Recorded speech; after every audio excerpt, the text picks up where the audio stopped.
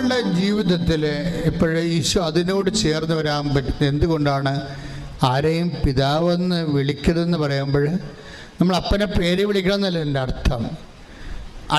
അൾട്ടിമേറ്റായിട്ട് നിൻ്റെ അവലംബം ദൈവത്തിൽ മാത്രമായിരിക്കണം. നിൻ്റെ പൊന്ന്, പണം, ബന്ധം, സ്വന്തം, ഇതൊക്കെ ചില സമയത്ത് പുറപ്പെടാന്നിങ്ങനെ വീഴണത് കാണാം. നീ ആശ്രയം വെച്ച് അവലംബം വെച്ച ആൾക്കാർ അവസാന നിമിഷം നിന്നെ ഇങ്ങനെ തള്ളിപ്പറയും. നീ ഒത്തിരി മനുഷ്യൻ്റെ എന്നോട് ചോദിക്കും, what is A tragedy of life? എന്താ മനുഷ്യൻ്റെ ദുരന്തമെന്ന് ചോദിച്ചാൽ ഞാൻ ഉടനെ പറയും, മനുഷ്യൻ്റെ അവലംബങ്ങളാണെന്ന് പറയും. മനുഷ്യൻ്റെ അവലംബങ്ങൾ ബന്ധമാകാം, സ്വന്തമാകാം, പൊന്നാകാം, പണമാകാം, പാർട്ടിയാകാം, പറമ്പാകാം, ഇങ്ങനെ കുറേ അവലംബങ്ങളുണ്ട്. ഈ അവലംബങ്ങളിലെല്ലാം നിൻ്റെ ക്ലച്ച് വിടുന്നതനുസരിച്ച് കൊണ്ട് നീ ദൈവത്തിൽ ഫുൾ സ്വിങ് ആയിട്ട് നിനക്ക് അവലംബം കിട്ടും. അതിനുവേണ്ടി നമ്മൾ തകർച്ച എന്നൊക്കെ പറയുന്നത് ശരിക്കും പറഞ്ഞാൽ ഉയർച്ചയാണ്. ആധ്യാത്മിക ജീവിതത്തിലെ നിങ്ങൾ തകർച്ച എന്ന് പറയരുത്. തകർച്ചയെന്ന് പറയണത് ഇപ്പം നമുക്കറിയാം, ഗോതമ്പ് എന്ന് വെച്ച് കഴിഞ്ഞാൽ എന്താണത്? അത് ചൂടാണെന്ന് പറയും, അല്ലെ? ആയുർവേദക്കാരാണൊക്കെ പറയും അത് ചൂടാണെന്ന് പറയും. എന്താണ്? ഫലത്തിലത് ചൂടായത് കൊണ്ടാണ്. ഇതുപോലെ തന്നെയാണ് നമ്മൾ തകർച്ച എന്ന് പറഞ്ഞാൽ ആധ്യാത്മിക ജീവിതത്തിൽ അത് ഉയർച്ചയാണ്, അല്ലെങ്കിൽ കുതിപ്പിന്. കാര്യം നമ്മുടെ അവലംബങ്ങൾ മാറിയിട്ട് ദൈവത്തിൽ മാത്രം നമ്മൾ അവലംബം ചെയ്യാൻ പോകുന്നു. ബന്ധുക്കളാകാം, സ്വന്തപ്പെട്ടവരാകാം, ഇങ്ങനെയുള്ള അവലംബങ്ങൾ. ഇപ്പം നിങ്ങൾ ടെസ്റ്റ് ചെയ്ത് നോക്കണം ആരിലാണ് നിങ്ങളുടെ അവലംബമെന്ന്. അപ്പോൾ ആരിലാണ്, ഇപ്പം തിമോത്തി എന്താ പറയണത്? ആരിലാണ് എൻ്റെ അവലംബമെന്ന് എനിക്കറിയാം, അത് ദൈവത്തിലാണ് എൻ്റെ അവലംബമെന്ന്. അപ്പോൾ ഓരോ തകർച്ച ഉണ്ടാകുന്നു. ഇപ്പം ആരോഗ്യം, അപ്പം നീ എപ്പോഴും ആരോഗ്യം ചിലപ്പോൾ എപ്പോഴും എന്താ സംഭവിച്ചിരിക്കണമെന്ന് അറിയാമോ? നമുക്ക് യുദ്ധം നടക്കുമ്പോൾ അറിയാമല്ലോ, എല്ലായിടത്തും ബോംബൊന്നും വീഴത്തില്ല. ബോംബ് വീഴുന്ന എപ്പോഴും പാലം അതുപോലെയുള്ള മർമ്മപ്രധാനമായ സ്ഥലങ്ങളിലെ ബോംബ് വീഴത്തുള്ളൂ. അതായത് ഒരു രാജ്യത്തിൻ്റെ വികസനത്തിൻ്റെ ഇൻഫ്രാസ്ട്രക്ചറിൽ എപ്പോഴും ബോംബ് വീഴത്തുള്ളൂ. മിലിറ്ററി കൺവോയ് പോകുന്ന സ്ഥലങ്ങളിലൊക്കെ ബോംബ് വീഴും. ഇതുപോലെ നമ്മൾ അവലംബം വെച്ചിരിക്കുന്നതിലാണ് എപ്പോഴും എന്തെങ്കിലും തരത്തിലുള്ള തകർച്ച വരുമ്പോഴും നമ്മൾ തളർന്നു പോകത്തുള്ളൂ. പക്ഷേ അങ്ങനെ തളർന്ന ഒരു സ്ത്രീയാണ് ഈ ലിയ സെബാസ്റ്റ്യൻ. ലിയ സെബാസ്റ്റ്യൻ എന്ന് വെച്ച് കഴിഞ്ഞാൽ അവൾക്ക് അപ്പനും അമ്മയും ഇല്ലാത്തത് കൊണ്ട് ബന്ധുക്കൾ അവരെ വളർത്തിയവർ അവരെ പെട്ടെന്ന് കല്യാണം കഴിപ്പിക്കും. അപ്പോൾ അവരുടെ ആഗ്രഹം അവരുടെ ആഗ്രഹം ജോലി വാങ്ങിക്കുക. ഇപ്പോഴത്തെ എല്ലാ കുഞ്ഞുങ്ങൾക്കും ഉണ്ടല്ലോ ജോലി വാങ്ങിക്കണമെന്ന്. അപ്പോൾ ജോലി വാങ്ങിക്കുക, സ്വന്തം കാലം നിൽക്കുക, ഇങ്ങനെയൊക്കെ നമുക്ക് സ്വകാര്യമായ ആഗ്രഹങ്ങൾ എല്ലാവർക്കും ഉണ്ടാവും. അല്ലെങ്കിൽ നമ്മൾ മുരഞ്ഞു പോകും, അടുക്കളയിൽ തന്നെ കാണാത്തക്കാരെ കെട്ടിടേണ്ടി വരും, നമ്മുടെ ജീവിതം തീർന്നു പോകും. അത് കാരണം പെൺപിള്ളേരെല്ലാം ശരിക്കും പഠിക്കുകയാണ്. പഠിച്ച് എങ്ങനെയെങ്കിലും അതായത് അവരെപ്പോഴും നോക്കുന്നത് വിവാഹ അനന്തരമായ ജീവിതത്തെക്കുറിച്ചാണ് എപ്പോഴും ചിന്തിക്കുന്നത്. പ്രത്യേകിച്ച് കൂടുതൽ ചിന്തിക്കുന്നത് പെൺപിള്ളേരാണ്. അപ്പം അങ്ങനെ സ്വകാര്യമായിട്ട് ജോലി വാങ്ങിക്കണമെന്നൊക്കെ ആഗ്രഹിക്കാമല്ലാതെ സിറ്റുവേഷൻസ് അതിനെ അനുവദിക്കണില്ല. നമ്മൾ ചൊൽപ്പിടിക്ക് നമ്മൾ പറയണത് കേട്ടിട്ട് അത് നിൽക്കാൻ വേണ്ടി നമുക്ക് അധികാരം ചെലുത്താൻ പറ്റിയ അപ്പനില്ല. നമ്മളിതൊക്കെ ചെയ്യണത് അപ്പനെ കണ്ടിട്ടല്ലേ പെൺപിള്ളേരെല്ലാം ചെയ്യണത്. അപ്പൻ സ്ഥാനങ്ങളായി അമ്മ കയറി ഉടക്കിയാലും അപ്പൻ സ്ഥാനായിട്ട് നിൽക്കുന്നവർക്കറിയാം. അതാണ് അവർക്ക് പെൺപിള്ളേരുടെ ആശ്രയം അപ്പന്മാരല്ലേ കൂടുതൽ, അമ്മമാർക്ക് അധികമില്ല. ആൺപിള്ളേർക്ക് ആശ്രയം അമ്മമാരാണ്. അപ്പോൾ അതുകൊണ്ട് അവർക്കൊരു ആശ്രയമുണ്ട്. പക്ഷേ എനിക്ക് തോന്നുന്നു എൻ്റെ മക്കൾ നിങ്ങൾ ഓവറായിട്ട് അപ്പനായാലും ഇപ്പോൾ പെൺപിള്ളേരായാലും ശരി, അപ്പനോടായാലും ശരി, ആൺപിള്ളേർ അമ്മയോടും ശരി, അമിത ആശ്രയം വെക്കരുത്. നിങ്ങളുടെ ദുഃഖം ഉണ്ടാകാൻ പോണത് നിങ്ങൾ എന്തിൽ ആശ്രയം വെക്കുന്നു അതിൽ നിന്നായിരിക്കും വരാൻ പോണത്. ചിലപ്പോൾ അവർ നേരത്തെ മരിച്ചു പോയെന്ന് വരും. അപ്പോൾ അതുകൊണ്ട് അത്രയും പിന്നെ നമ്മൾ ഈ കോഞ്ഞാട്ടയായി നാണം കെട്ട് നാറി അവസാനം ദൈവത്തിൻ്റെ അടുത്ത് വരും. നിങ്ങൾ ആശ്രയം വെച്ചിരിക്കുന്ന ആളിൻ്റെ തട്ടും മുട്ടും കിട്ടിപ്പോയി കഴിഞ്ഞാൽ പിന്നെ നിങ്ങൾ ഒരു കാലത്ത് അവരുണ്ട്, എനിക്ക് ഇവരുണ്ട്, അങ്കിളുണ്ട്, ആനയുണ്ട്, ആൻറ്റിയുണ്ട് എന്നൊക്കെ പറഞ്ഞുകൊണ്ടിരുന്നിട്ട് അവസാനം ഈ ആൾക്കാർ തന്നെ നിന്നെ കാലുവാരും. കാര്യം വരുമ്പോൾ നാണം കെട്ടും നാണക്കല്ലും പറഞ്ഞ് നീ ദൈവത്തിൻ്റെ അടുത്ത് വരും. പക്ഷെ നിന്റെ മാർക്ക് കുറവായിരിക്കും. എന്താണ്? നിനക്ക് അവരുണ്ട്. ഇപ്പം നീ സബ്സ്റ്റിറ്റ്യൂട്ട് ഇരിക്കുക, അവരില്ലാത്തത് കൊണ്ടാണ് നീ ദൈവത്തിൻ്റെ അടുത്ത് ഇപ്പോൾ വന്നിരിക്കുന്നത്. അപ്പം നിന്റെ ക്വാളിറ്റി പോയി. ദൈവതിരുസന്നിധി ഗുണനിലവാരം കുറയാതിരിക്കാൻ ശ്രദ്ധിക്കണം. ദൈവതിരുസന്നിധിയിൽ ഗുണനിലവാരം കുറയാതിരിക്കാൻ ശ്രദ്ധിക്കണം. അതിനെന്ത് ചെയ്യണം? ആശ്രയം വെച്ചിരിക്കുന്നവർ ആരാണെന്ന് അറിയണം. Take the word of read it again. ഞാൻ ആശ്രയം വെച്ചിരിക്കുന്നത് ആരാണെന്ന് അറിയാം. 2 തിമോത്തി 1:12. ഇക്കാരണത്താലാണ് ഞാനിപ്പോൾ ഇവയെല്ലാം സഹിക്കുന്നത്.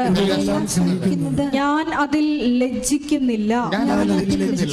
എന്തെന്നാൽ ആരിലാണ് ഞാൻ വിശ്വാസം അർപ്പിച്ചിരിക്കുന്നതെന്ന് എനിക്കറിയാം. അപ്പോഴേ ദൈവത്തിന് വിശ്വാസം അർപ്പിച്ച എന്താ പറ്റണത്? ലജ്ജിക്കേണ്ടി വരത്തില്ല. വേറെ പൊന്ന് പാർട്ടി അതുപോലെ എല്ലാവരും ഇപ്പോൾ പാർട്ടിയിലൊക്കെ പ്രവർത്തിക്കുന്നവരുടെ 55 വയസ്സുകാർ കഴിഞ്ഞ ഒരു ചേട്ടനെയും എനിക്കറിയാം. അങ്ങനെ പാർട്ടിയുടെ LC സെക്രട്ടറിയോ വേറെ എന്തോ ഏരിയ കമ്മിറ്റി അങ്ങനെ എന്തൊക്കെ വലിയ ആളായിരുന്നു. പക്ഷെ അങ്ങനെ ഒരു ലീഡറിനെ അടിസ്ഥാനപ്പെടുത്തിയാണ് ആ പാർട്ടി പ്രവർത്തിച്ചുകൊണ്ടിരുന്നത്. ആ ലീഡർ ഇടക്കാലം കൊണ്ട് ആ പാർട്ടിയിൽ നിന്ന് പുറത്തായി, വേറെ പാർട്ടി ചേർന്ന്. അപ്പോഴേ ഇയാളുടെ ആശ്രയം പോയി. മനസ്സിലായില്ലേ? പാർട്ടിയിലൊക്കെ നമ്മൾ പ്രവർത്തിക്കുമ്പോഴൊക്കെ വരുന്നൊരു വിഷയം, ഏതെങ്കിലും ഒരു ലീഡറിൻ്റെ കെയർ ഓഫ് നമുക്കുണ്ടാവും. പക്ഷേ ഈ ചില സമയത്ത് ലീഡർമാർ അവർക്ക് ഇലക്ഷനൊക്കെ വരുമ്പോൾ വേണ്ടത്ര പരിഗണന കിട്ടില്ല എന്നുണ്ടെങ്കിൽ അവർ ചിലപ്പോൾ കളം മാറി ചവിട്ടും. അപ്പോൾ എന്നാ പറ്റും? നമ്മൾ ഇത്രയും നാൾ അധ്വാനിച്ചത് മൊത്തം പോകും. പുതിയ സ്ഥലത്ത് നമുക്ക് ഗ്രിപ്പ് നമ്മുടെ ലീഡറിന് കിട്ടുന്നില്ലെങ്കിൽ നമ്മൾ ഗതി കിട്ടാൻ പ്രേതമായി പോകും. 50 വയസ്സ് കഴിഞ്ഞ് പാർട്ടി പ്രവർത്തിച്ച ഒത്തിരി ഗതി കിട്ടാൻ പ്രേതങ്ങളുണ്ട്. അതിൻ്റെ കാരണം ഇവർ നല്ല കാലം ദൈവത്തെ അറിയാഞ്ഞത് കൊണ്ടും കളന്മാരെ ചവിട്ടി ദൈവത്തെ നിരക്കാത്ത രീതിയിൽ ദൈവത്തെക്കാൾ വലിയ ദൈവങ്ങളെ സ്വന്തമായിട്ട് പൂജിച്ചത് കൊണ്ടാണ്. അപ്പം അതുകൊണ്ട് ആരിലാണ് പറഞ്ഞേ? ഞാൻ ആശ്രയം വെച്ചതെന്ന് എനിക്കറിയാം. അപ്പം നിങ്ങൾക്കറിയാവോ ആരിലാണ് ആശ്രയം വെച്ചിരിക്കണമെന്ന്? ആശ്രയത്തിൻ്റെ ഫ്രെയിം ഓഫ് റെഫറൻസ് നോക്കണം, നല്ലതാണ്. ഇത് കറക്റ്റ് ചെയ്യണം. ഗുണനിലവാരമുള്ള റിലേഷൻ, ദൈവത്തോട് ഗുണനിലവാരമുള്ള ഒരു ബന്ധം ഉണ്ടാകണമെന്നുണ്ടെങ്കിൽ ആശ്രയങ്ങൾ ആരാണെന്ന് നോക്കണം ആദ്യം. ആശ്രയങ്ങൾ ഇത് കാര്യം നമ്മൾ ഈ ഭൂമിയുടെ ഒരു കുഴപ്പമെന്ന് വെച്ച് കഴിഞ്ഞാൽ എന്ത് സംഭവമായാലും ചില സമയത്ത് ഇതിൻ്റെ വിലയില്ലാണ്ടായിപ്പോകും. ഇപ്പം നാട്ടിൽ മുഴുവനും കുറേ ആൾക്കാർ CVU IVU എന്നൊക്കെ പറഞ്ഞുകൊണ്ട് CVU ലേക്ക് വ്യൂ എന്നൊക്കെ പറഞ്ഞുകൊണ്ട് ഇടിച്ചു തല്ലി ഒരു സെൻറ്റിന് 5 ലക്ഷം രൂപ വെച്ച് ഒരു കായലിറമ്പത്ത് സ്ഥലം മേടിച്ചിട്ടുണ്ട് ചില ആൾക്കാർ ഒരു കാലത്ത്. അവിടെ ആസ്തി അതായിരുന്നു. എന്താണ്? CVUവിൽ കടലോരത്ത് എനിക്ക് 8 സെൻറ്റ് സ്ഥലമുണ്ട്, 8 ഏക്കർ സ്ഥലമുണ്ട്, കായലിറമ്പത്തിൽ എനിക്ക് അത്രയും സ്ഥലമുണ്ടെന്നൊക്കെ പറയും. ആ CVU എന്നൊക്കെ പറഞ്ഞ് വിൽക്കും. പക്ഷെ ഒരു പ്രളയം വന്നതോടുകൂടി ഈ സ്ഥലങ്ങളെല്ലാം വെള്ളം കയറിപ്പോയി. ഇപ്പോഴ് അവിടെ വിലയില്ല. അപ്പോൾ പറമ്പിൽ ആശ്രയം വെച്ച ആള് നിങ്ങളെ ഒരു ഞായറാഴ്ച കുർബാനക്ക് പോലും പോകാതെ ആയിരിക്കും ഈ സ്ഥലത്തിന് അഡ്വാൻസ് കൊടുക്കാൻ വേണ്ടി വേറെ ആൾക്കാർ മേടിച്ചെടുക്കുമെന്നും പറഞ്ഞുകൊണ്ട് ആ സ്ഥലത്തിന് അഡ്വാൻസ് കൊടുക്കാൻ വേണ്ടി പെരിയാറിൻ്റെ പമ്പാനദി തീരത്തൊക്കെ സ്ഥലത്ത് സ്വന്തമാക്കാൻ വേണ്ടി ഓടിയവരെല്ലാം ഇന്ന് ദുഃഖിക്കുന്നുണ്ട്. എന്താ കാര്യം? ഇന്ന് അവിടെ പലപ്പോഴും സ്ഥലത്ത് വില കുറവാണ്. എന്താണ് ആൾക്കാർ ചോദിക്കുന്നത്? പ്രളയം വന്നപ്പോൾ ഇവിടെ വെള്ളം കയറിയായിരുന്നു ചോദിക്കും. ഒറ്റ ചോദ്യം ചോദിക്കത്തുള്ളൂ. പ്രളയം വന്നപ്പോൾ ഇവിടെ വെള്ളം കയറിയായിരുന്നു, നെശു അടിച്ചു പോയി. അപ്പോൾ ഓരോ കാലം ചെല്ലുന്തോറും ആസ്പദങ്ങളെല്ലാം ക്വാളിറ്റേറ്റീവ്ലി. അപ്പോൾ കുർബാനയെ മുടക്കിപ്പോയ പാർട്ടിയാണിത്. ഈ സ്ഥലം വാങ്ങിക്കാൻ വേണ്ടി ഞായറാഴ്ച കുർബാനയെ മുടക്കിപ്പോയതാണ്. ദൈവത്തെ മാറ്റി നിർത്തിയിട്ട് ദൈവമല്ല വലുത്, എനിക്ക് പറമ്പാണ് വലുതെന്നും പറഞ്ഞ് ഓടിയ പാർട്ടിയാണ്. നിങ്ങളുടെ ദുഃഖങ്ങൾ നിങ്ങൾ തന്നെയാണ് ഉണ്ടാക്കുന്നത്.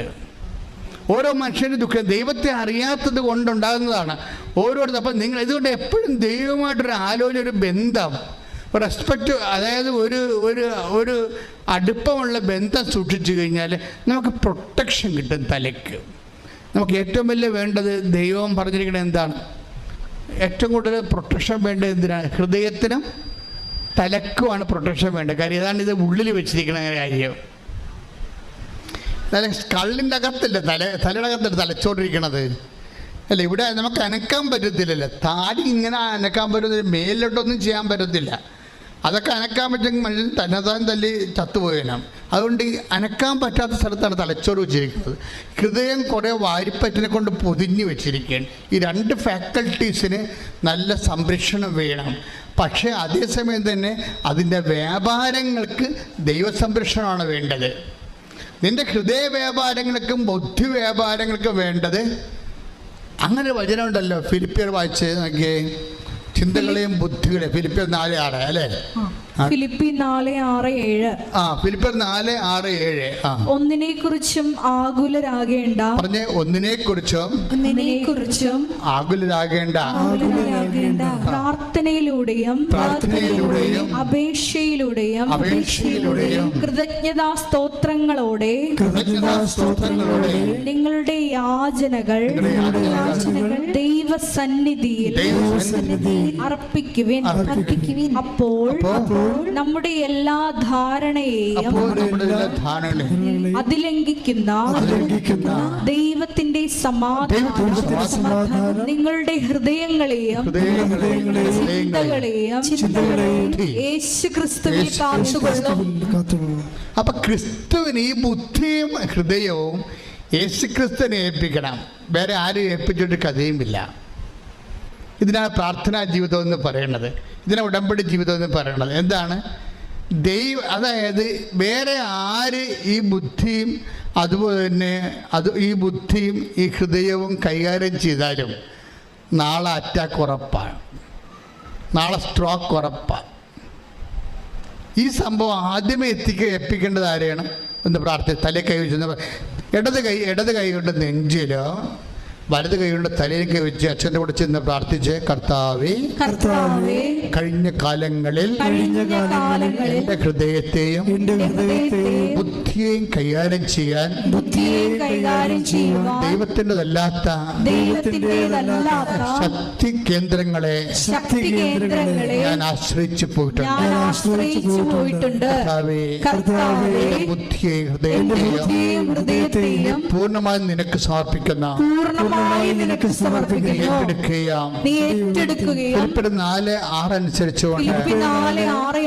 ദൈവിക സംരക്ഷണം നൽകുകയും ചെയ്യണമേ.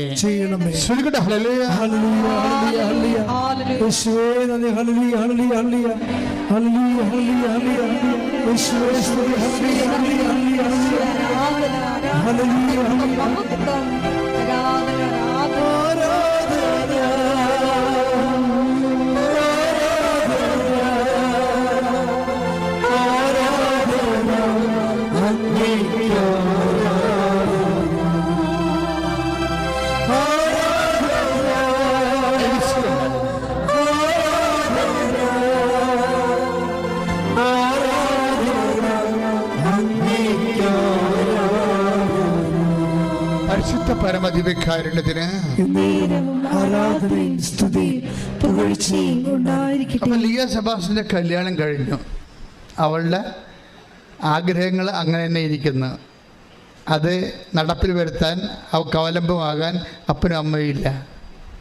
അതുകൊണ്ട് അവളുടെ ബന്ധുക്കൾ അവളുടെ ജീവിതം നഷ്ടപ്പെടുമെന്ന് വിചാരിച്ചുകൊണ്ട് ബന്ധുക്കളെ കല്യാണം കഴിപ്പിച്ചു കൊടുത്തു. പിന്നെ നമ്മുടെ ആഗ്രഹങ്ങൾക്കൊന്നും അവിടെ വലിയ പ്രസക്തിയില്ല. അവിടെ 2 കുഞ്ഞുങ്ങളുടെ അമ്മയായി. അപ്പോൾ തൻ്റെ പഠനങ്ങൾ, അതുപോലെ തന്നെ തൻ്റെ ജോലി, അങ്ങനെ ഒന്നും ചിന്തിക്കാൻ പോലും അവിടെ പൊസിഷനില്ല, സ്പേസ് ഇല്ല. അവസാനം 2 പ്രസവം കഴിഞ്ഞ കുഞ്ഞുങ്ങളൊക്കെ ഒരു 2 വയസ്സൊക്കെ 3 വയസ്സൊക്കെ ആയി കഴിഞ്ഞപ്പോൾ വെറുതെ വീട്ടിലിരുന്ന് ബോറടിക്കണമല്ലേ, ഇത്തിരി പഠിച്ചതല്ലേ എന്ന് വിചാരിച്ചുകൊണ്ട് അവളൊരു ജോലിക്ക് പോകും. അപ്പം ജോലിക്ക് പോകുമെങ്കിലും ആ ജോലിയോട് ഭർത്താവിന് താല്പര്യമില്ല. ഓരോ മനുഷ്യൻ്റെ ടെൻഷൻ വരുന്ന സ്ഥലങ്ങൾ കണ്ടില്ലേ? സ്ത്രീകളുടെ ജീവിതം മുന്നോട്ട് പോകുമ്പോൾ വരുന്ന സങ്കടങ്ങൾ കണ്ടില്ലേ? ഇതെല്ലാവരുടെയും സങ്കടങ്ങളാണിത്. ലിയ സെബാസ്റ്റിന് മാത്രമല്ല. അവൾക്ക് ജോലിക്ക് പോയി, വീട്ടിൽ ഇഷ്യൂസായി. കാര്യം നമ്മൾ ജോലിക്ക് പോകുമ്പോൾ ഈ കുഞ്ഞുങ്ങളെ വേണമെങ്കിൽ എന്തെങ്കിലും വീട്ടിൽ ശ്രദ്ധിക്കപ്പെടാതെ വീഴുക, തട്ടുമുട്ടുക, സമയത്ത് ഭക്ഷണം കിട്ടില്ല, കിടന്ന് കാറുക. അവർ ചിലപ്പോൾ എണ്ണയിട്ട് വെയിലത്ത് പോയി തലയിൽ പനി പിടിപ്പിക്കുക. പിന്നെ അത് വീട്ടുകാർക്ക് പിന്നെ വൈകുന്നേരം ആകുമ്പോൾ കുഞ്ഞുങ്ങളുടെ കരച്ചിലും, അപ്പം നീ ജോലിക്ക് ഓടിയിട്ടല്ലേ എന്നുള്ള ഭയങ്കര ഡയലോഗും, ഭ്രാന്ത് പിടിച്ചു പോകും ജീവിതം ഇല്ലേ? ഇപ്പം ഇങ്ങനെ ഭ്രാന്ത് പിടിക്കുന്ന ഒരവസ്ഥയിൽ ഇവിടെ ജോലിക്ക് പോകുന്നുണ്ട്, പക്ഷേ ഇഷ്യൂസ് വീട്ടിലുണ്ട്. അവരുടെ അവസ്ഥ മടുത്ത്. ഇതാരുടെ ജീവിതമാണ്? നിങ്ങളുടെയൊക്കെ പലരുടെയും ജീവിതമാണ്. നിങ്ങൾ പല ആൾക്കാർ അനുഭവിക്കുന്ന അവസ്ഥകളാണ് ഇതൊക്കെ ശരിക്കും പറഞ്ഞാൽ.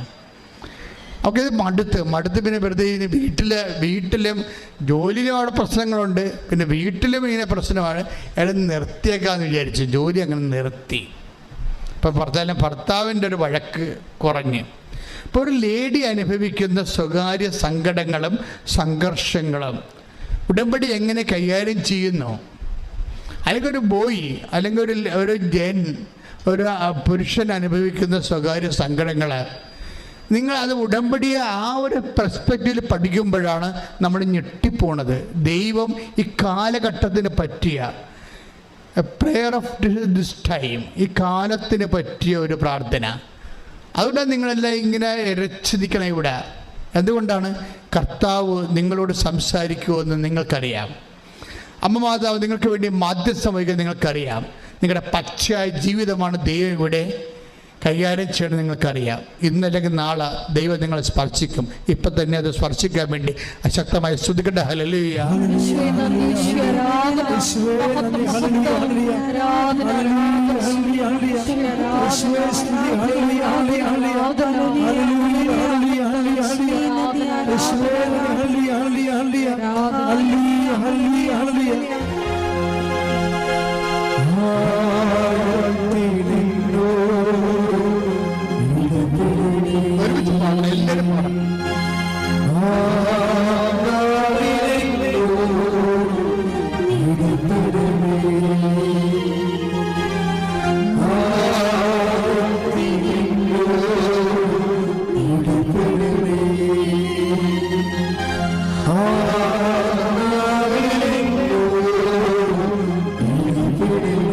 എല്ലാവരും നെഞ്ചത്ത് വെച്ചോണ്ട്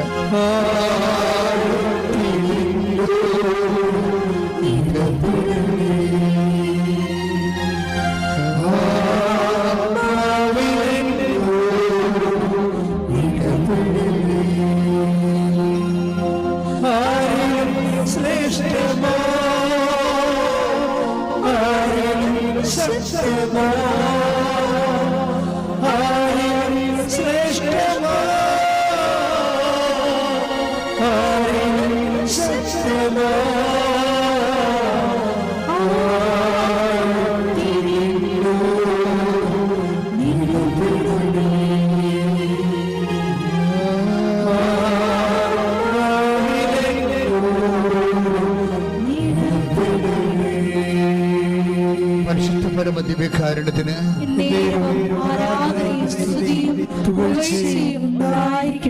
എൻ്റെ പ്രിയപ്പെട്ടവരെ, അതായത് ഇപ്പം ഇങ്ങനെ വന്ന് അവൾ വീട്ടിലിരിക്കുകയാണ്, യാസവാസം വീട്ടിലിരിക്കുക, ജോലിക്ക് പോകണില്ല, അതിൻ്റെ സങ്കടങ്ങളുണ്ട്.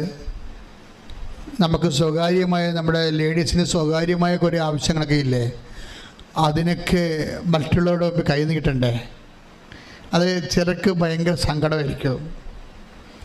നമ്മുടെ സ്വകാര്യമായിട്ടുള്ള കുറേ വസ്തുക്കളൊക്കെ നമ്മൾ വാങ്ങിക്കത്തില്ലേ, അതിന് മറ്റുള്ളവരുടെ മുമ്പിൽ ഭർത്താവിനോട് എപ്പോഴും ചോദിച്ചു നടക്കുക, ഒക്കെ ഓർക്കുമ്പോൾ നമുക്ക് സങ്കടമാണ്. പൈസ കിട്ടുമായിരിക്കും, 10 പ്രാവശ്യം ചോദിച്ചാലായിരിക്കും 1 പ്രാവശ്യം കിട്ടണത്.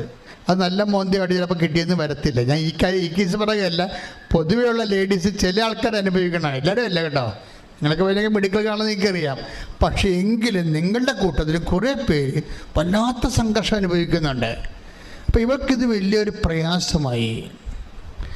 അങ്ങനെ പ്രയാസമായി ഇവർക്ക് ഡിപ്രഷനായി. പ്രയാസത്തിൽ കൂടിപ്പോയി. എന്നുവെച്ചാൽ ഭക്ഷണം കഴിക്കാതെ, ഇതിനകത്ത് കഴിക്കണം, ഭക്ഷണം കഴിക്കാതെ ആൾ മുറി ലോക്ക് ചെയ്ത് അകത്തിരിക്കാൻ തുടങ്ങി.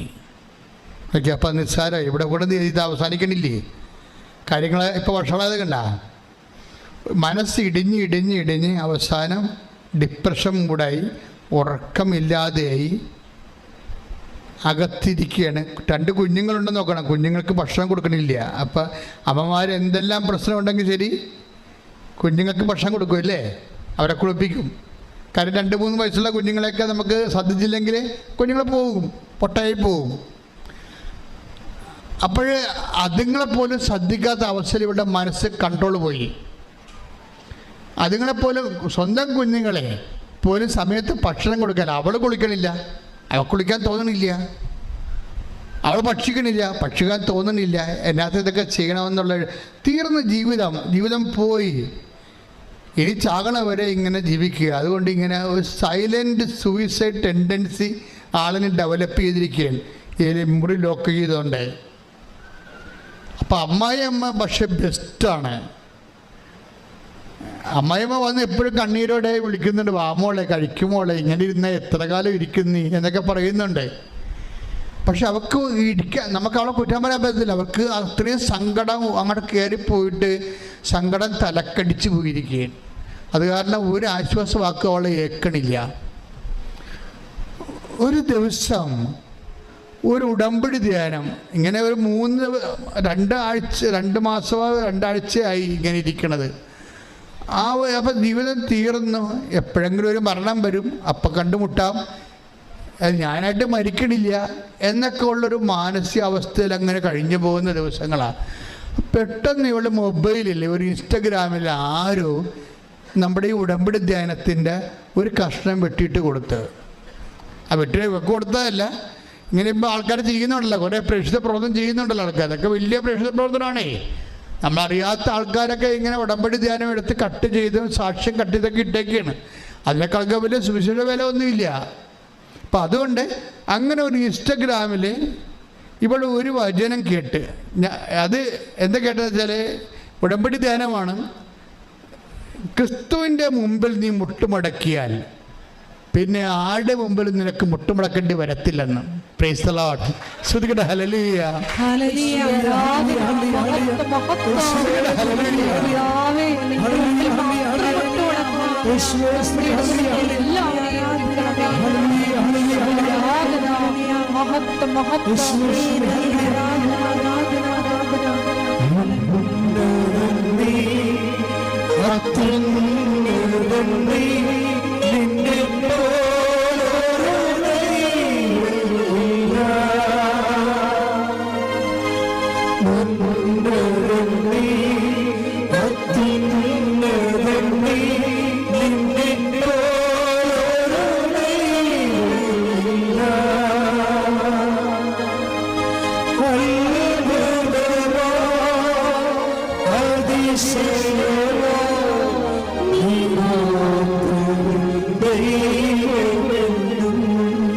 അത്ഭുതമായി.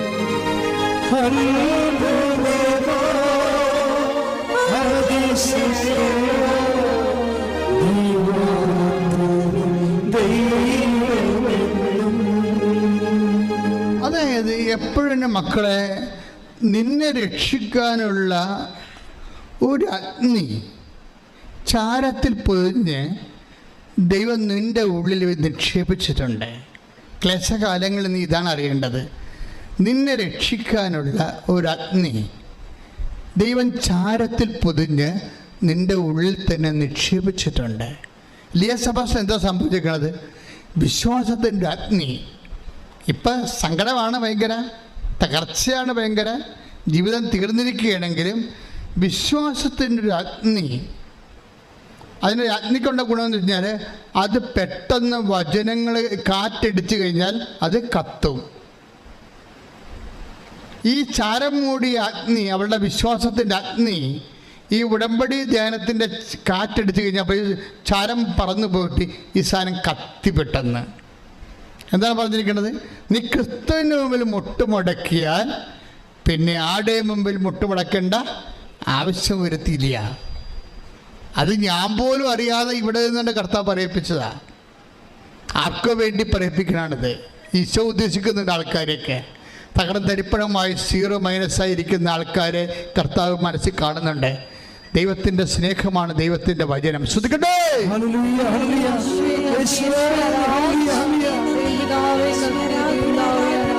അത് മനോഹരമായ ഒരു സങ്കീർത്തനമാണ്. Take the word of God. നിന്റെ പാറമേൽ ഉയർത്തി ഞാൻ നിർത്തും. അതായത് ഇപ്പം ക്ലേശകാലമാണെങ്കിലും ഈ ടൈം കഴിയുമ്പോൾ ചേഞ്ച് ചെയ്യുമ്പോൾ അവൻ നിന്നെ ഉയർത്തിക്കൊണ്ട് വരും. അപ്പം ഈ കാലത്ത് നീ എന്ത് ചെയ്യണം? ഇവളെന്താ ചെയ്തതെന്ന് പറയും, ഇവള് ഈ ഇങ്ങനെ ക്രിസ്തുവിൻ്റെ മുമ്പിൽ മുട്ടുമടക്കിയാൽ പിന്നെ ആരുടെ മുമ്പിൽ നിനക്ക് മുട്ടുമടക്കേണ്ടി വരികയില്ല എന്ന് പറഞ്ഞത് ഇവൾക്ക് അഭിഷേകമായി. വചനത്തിൽ അങ്ങനെ ഒരു കാര്യമുണ്ട്. നമ്മൾ ഈ വചനം കേൾക്കുമ്പോൾ ഈ മാനുഷിക വചനമായിരിക്കും, പക്ഷേ അതിൻ്റെ അകത്തുള്ള സ്റ്റെമ്മില്ല, ജീവനെന്ന് പറയണത് അതിൻ്റെ കറസ്പോണ്ടിങ് വേർഡ് ഓഫ് ഗോഡ് വേറെ ഉണ്ടാകും. ഞാൻ ഈ മാനുഷിക ഭാഷ പറയുന്ന വചനത്തിൻ്റെ ആത്മാവ് യഥാർത്ഥ വചനം തന്നെ ആയിരിക്കും. യഥാർത്ഥ വചനത്തിന് എൻഫ്ലഷ് ചെയ്യുന്നതാണ് ഒരു പ്രഭാഷകൻ്റെ ദൈവിക ഉപകരണമാകുന്ന രീതി. ഇപ്പം ഉദാഹരണത്തിന് സങ്കീർത്തനം 118:8-9 എടുത്തേ. സങ്കീർത്തനം 118:8-9 ശ്രുതിക്കട്ടെ. ഹല്ലേലൂയ, ഹല്ലേലൂയ, ഹല്ലേലൂയ, ഹല്ലേലൂയ, ഹല്ലേലൂയ. 118 സങ്കീർത്തനം 8-9 തിരുവചനങ്ങൾ. മനുഷ്യനിൽ ആശ്രയിക്കുന്നതിനേക്കാൾ കർത്താവിൽ അഭയം തേടുന്നത് നല്ലത്. പ്രഭുക്കന്മാരിൽ ആശ്രയിക്കുന്നതിനേക്കാൾ കർത്താവിൽ അഭയം തേടുന്നത് നല്ലത്. ഇതാണ് ഇതിൻ്റെ ആക്ച്വൽ വേർഡ് ഓഫ് ഗോഡ്. ഇതിൻ്റെ തന്നെ അഭിഷേക സമയത്ത് ഇതാണ് ഇതിൻ്റെ സ്കെൽട്ടൺ എന്ന് പറയുന്നത്. അത് കറക്റ്റ് വേർഡ് ഓഫ് ഗോഡാണ്. എന്താണ്? മനുഷ്യന്മാരിൽ അഭയം തേടരുത്, രക്ഷ നൽകാൻ കഴിയാത്ത മനുഷ്യരിൽ ആശ്രയിക്കരുത്. അതാണ് വേർഡ് ഓഫ് ഗോഡ്.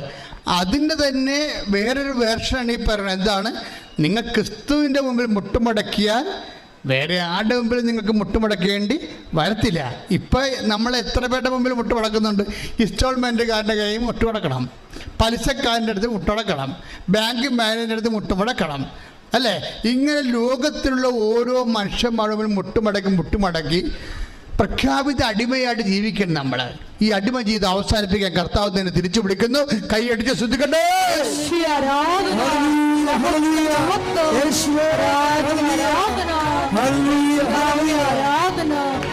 പരിശുദ്ധ പരമ ദിവ്യകാരുണ്യത്തിന്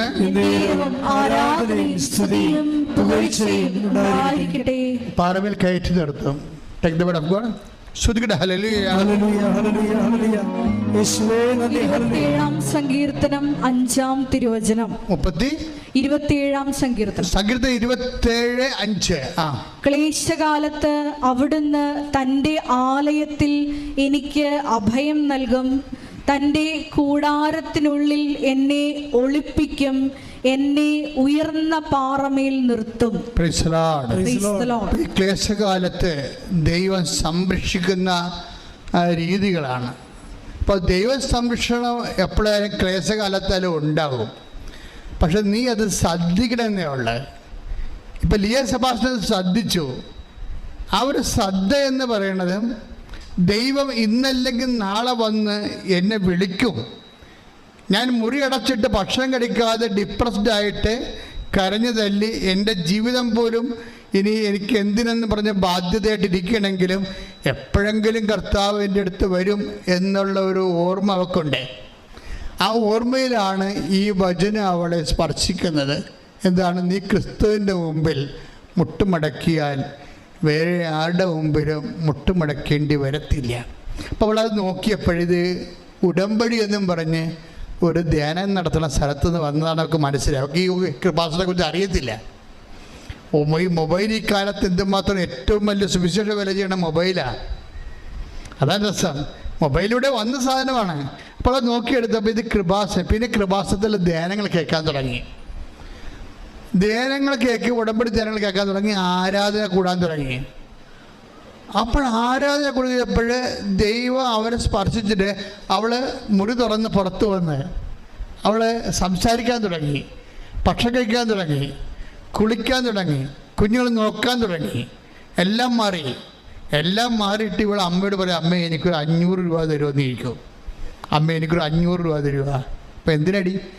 എനിക്ക് കൃപാസനത്തിൽ പോകാനാണ്. അപ്പം 500 രൂപ പോലും പാവത്തിൻ്റെ കയ്യിലില്ല. ഒന്ന് ചിന്തിച്ചിരിക്കേ, 500 രൂപ പോലും പാവത്തിൻ്റെ കയ്യിലില്ല. പക്ഷെ ഒറ്റ വാക്കിൽ ദൈവം അവളെ വിളിച്ചു. അപ്പം അമ്മയമ്മ പക്ഷേ നല്ല ബെസ്റ്റ് ലേഡിയാണ്. അവരുടനെ 1000 രൂപ എടുത്ത് കൊടുത്തു. അവൾ പോയിട്ട് വരാൻ പറഞ്ഞു. അപ്പോൾ അത് സാക്ഷ്യത്തിൽ പറയുന്നുണ്ട്, അമ്മ എനിക്ക് ആരുമില്ല, എൻ്റെ അമ്മ മാത്രമേ ഉണ്ടായിരുന്നുള്ളത്. അപ്പം ചിലർ മാതാപിതാക്കളും നഷ്ടപ്പെട്ട പെൺപിള്ളേർ കല്യാണം കഴിച്ച് വരുമ്പോൾ ആ വീട്ടിലുള്ള അമ്മമാരും അമ്മായിയപ്പനും ഒക്കെ അത് തഞ്ചമാക്കിയിട്ട് എന്നിട്ട് ഭർത്താവ് വരെ പറയും, നിന്നെ തല്ലിക്കൊന്ന് ഇതിൻ്റെ അകത്ത് കെട്ടിത്തൂക്കി നിൻ്റെ അത് കുഴിച്ചു കൂടി അവർ പട്ടി നിരക്കത്തില്ലെന്ന് പറയും. അങ്ങനെയുള്ള പട്ടികളും കല്യാണം കഴിച്ചിട്ടുണ്ട്. ഇപ്പം പെണ്ണിന് അപ്പനും അമ്മയില്ലെന്ന് വിചാരിച്ചോ, ആ ഒറ്റ കാര്യം കൊണ്ട് തന്നെ മരണം വരെ അവളെ പീഡിപ്പിക്കും. ഇതിന് എന്തെങ്കിലും പ്രശ്നമുണ്ട്, ഇവിടെ സംസാരിക്കുമ്പോൾ നിന്നെ കൊന്നിവിടെ കുഴിച്ചു കൂടിയ ഒരു പട്ടി നിരക്കായില്ലെന്ന് പറയും. എന്നിട്ട് ഈ പന്നി ക്രിസ്ത്യാനിയായിട്ട് വന്ന് കുർബാന സ്വീകരിക്കുകയും ചെയ്യും. എന്തൊരവസ്ഥയാണ്! ഈ നോൻപ് കാലത്ത് തിരിച്ചു പിടിക്കുന്നുണ്ട് അനുതാപത്തിലേക്ക്. ശ്രുതിക്കട്ടെ, ഹല്ലേലൂയ.